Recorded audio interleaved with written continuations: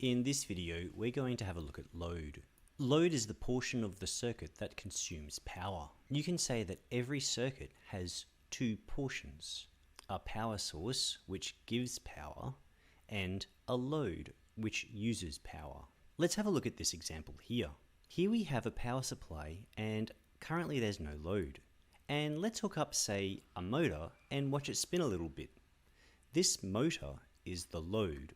You can think of it like this. The motor is doing work and consuming power, and that is the load. Sometimes you might want to test a power supply and artificially put a load on it to simulate some work.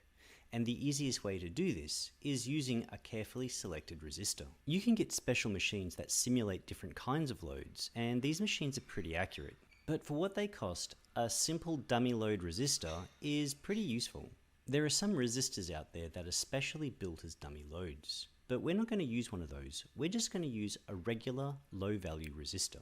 Here I'm going to use a 5 watt 5 ohm resistor. At 5 volts, this is going to draw close to 1 amp and use 5 watts of power. And that's why I'm using a 5 watt resistor, so it can handle this load. If I do the same with a smaller resistor, like this one, this is a 5 ohm 1/4 of a watt resistor, and it's either going to break or catch fire or something bad. Still, even though this big resistor is rated for 5 watts, it can still get hot. So a word of caution here, have your marshmallows prepared. Different loads are going to behave differently. For example, this motor and this resistor do different types of work, and perhaps that power supply was going to respond differently because of this. So why bother testing your power supply at all?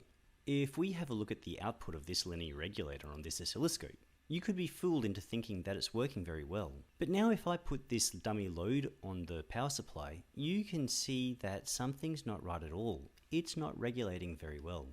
Well, there we've had a little bit of a look at load. Go and test something.